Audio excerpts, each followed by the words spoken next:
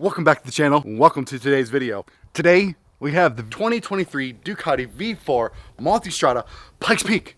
It's so many words, but it's so awesome. We're gonna go for a ride, see how it is on different roads. There's gonna be some smooth, some rough, and then we're gonna go and talk to the owner of why Ducati, why Multistrada, and sort of his journey.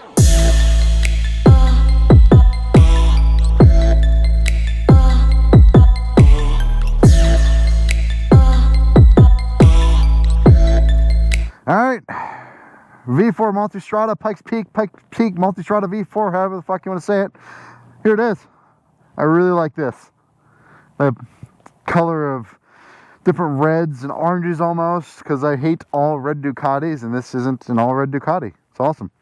This fine gentleman here is allowing me to ride his baby. We're going to interview with him. We're going to have to obviously zoom out because he's like 9 foot tall. But yeah, let's go for a ride and see what she's like. It's got a blind spot marker. Oh, just slow down and it pops up. Okay, that's crazy. Alright, we're in sport mode. The quick shifter, holy crap, is it smooth. Windscreen's nice, blocks the wind. Alright, we're gonna give her some beans a little bit here. That was 90 like nothing, holy crap. It's so again, we're in sport mode. It's a little more tame, but just the turning is super quick. Holy crap. Any bike that makes you giggle, we roll in the throttle in the lowest mode. Well, I won't say the lowest mode, but not the sportiest of modes. Really tells the story of how this beast is actually going to be. Obviously good Brembo, so the brakes are solid. Would like a little bit more power initially, but definitely not bad. This feels almost like an inline 4 as far as the smoothness goes. It's really quite impressive.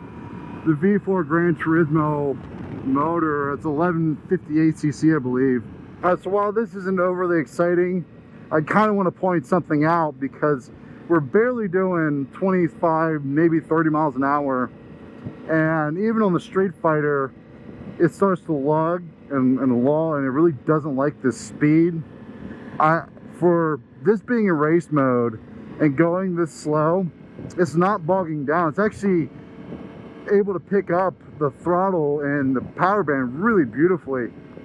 So as far as from what I'm seeing usability, if you're going to go a slow speed, the Multi just kind of does it all, and the power band is quite fantastic.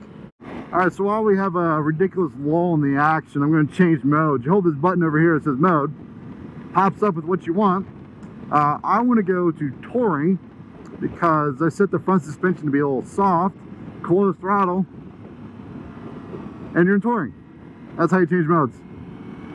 So the reason I wanted to change modes here is because there's a part of the road we're going to be coming up on that's definitely bumpy. We're in touring. Okay, finally get to test the bumpiness of the touring mode. So I made the front again too soft, so normal riding it's just a bit too soft, but that the front stayed very planted. All right, race mode, we're going.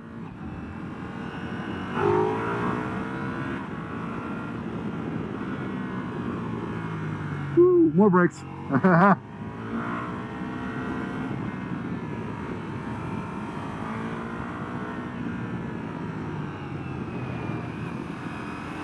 Being a little stupid right now, so let's calm that down. But the power delivery is just nuts.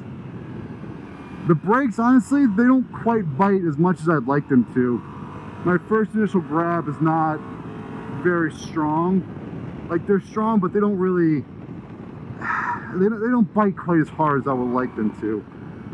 So to me, as fast as this bike really is, I think the brakes need to be a little bit more aggressive than what they are. So one of my only knocks is how the brakes feel, you know. Aside from that, you know, if you're riding it normally, the brakes have a very strong feel.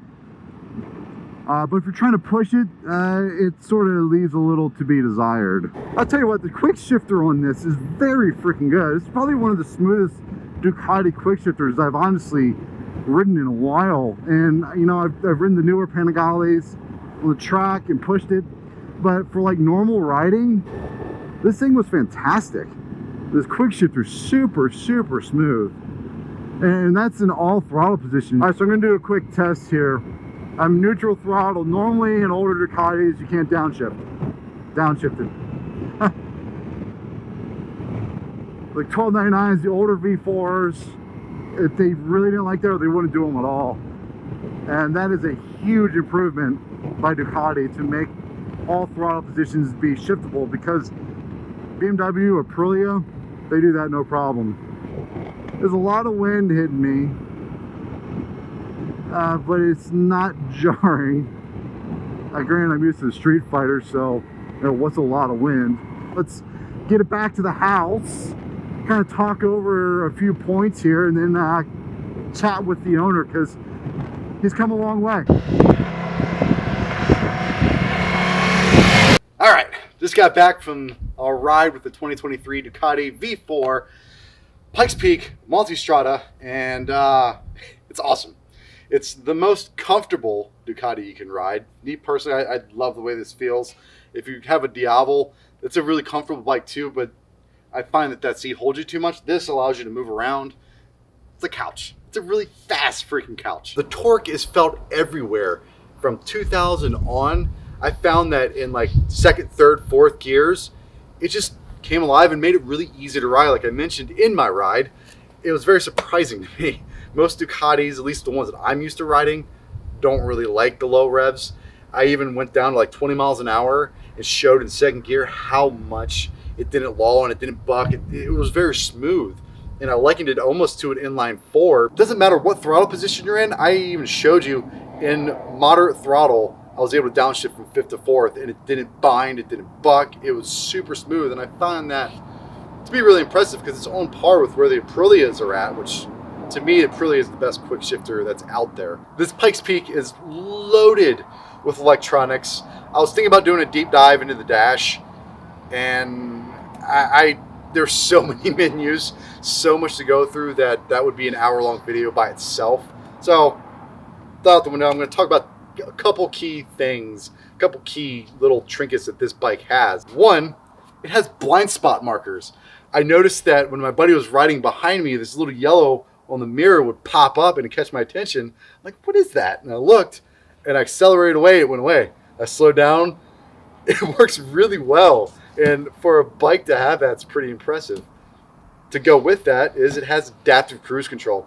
Now, I didn't get to play with it. Where we were at, it was very twisty. For, again, a bike to have adaptive cruise control, that's pretty epic, especially when you're going on long trips, which, I mean, obviously, that's what this thing's for, is for traveling. And another cool point is really just the adjustability. Like I said, the menu's so insane, hugely in depth, tons of settings, suspension settings, whether it's just you as a rider with some luggage, you as a passenger with luggage. So that's just one aspect. Then you can change it from harder, softer, even softer.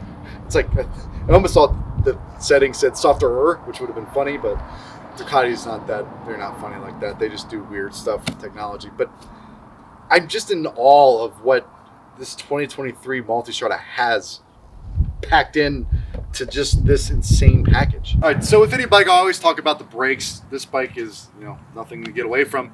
Obviously, it has Brembos. They're strong. The thing that I don't like about them is the bite. The initial feel is kind of lacking. I want more power right away because this thing is very fast. And to slow down from a higher set of speed, I like it to be a bit stronger initially so you can bleed off, because yes, you can teach yourself to just grab a handful of brake to really slow it down, but usually that's bad practice because grab a handful of brake, bad things tend to happen, although this thing has ridiculous ABS and everything on it, so kind of play with it as you will, but to me, I'd like them to be a little stronger, and again, that initial bite to be there. All right, so while I get a step ladder so I can introduce the owner, Mike, here, How's it going? Like the MV, I really want to get the owner's perspective, because a lot of people want to know, why would you go from a CBR or a Yamaha to Ducati, or why would you choose a certain brand? Because a lot of people start with one brand and try to stick with them, but you had a different story. Well, I met somebody named Chris and his wife Jen, Okay. and they convinced me that Ducati was awesome, and he took me for a ride on a V4S on a nice October day in 2019, and I fell in love with the brand. They're amazing. They are absolutely amazing bikes. They give you a feel that no other brand can do. I've been a Honda guy my entire life. I started riding when I was 4 years old, so being exposed to Ducati, my dad was always like, yeah, those things, they break down, you don't want to buy them, they're too expensive. Well, Dad, you're not right anymore. Sorry. These things are way better. You went from a Panigale, I believe, 2021. Yep. That unfortunately met its demise, but you now have another 2022 Panigale. It's actually still 21. Is it 21? But Okay. yep, that bike is just unbelievable. It's so much fun. He's got me on the track several times. It's been just the most incredible experience personally as a rider, from somebody who started out in the little CT70s Honda to this and the Panigale. It's just a world of difference. Most people were like, well, you're just blind to Ducati, or you're a fanboy, or that. I tell you what, anyone that's ridden my stuff has had an experience. Rode this thing, and a freaking smile on my face. Right? Like, why would you be so comfortable going so fast and being able to, have your cruise control just to the car in front of you? Your blind spot marker. Like, little things like that just make motorcycling fun, and Ducati just, to me, raises the bar to another level. The soul that you feel in this bike is a very heavily prideful Italian heritage that you see whenever they do their Ducati week. One day I really want to go there. I want to go to Mugello. I want to see what it's like in that environment, because the entire country shuts down and it becomes all about this motorcycle brand. Yeah, Mike, I appreciate it. Thanks again. Thanks for the ride. And guys, I hope you enjoyed my little ride, the B-roll, and this little conversation kind of shows that I'm just not talking out, different holes. But with that, you all have a good one. I'm out.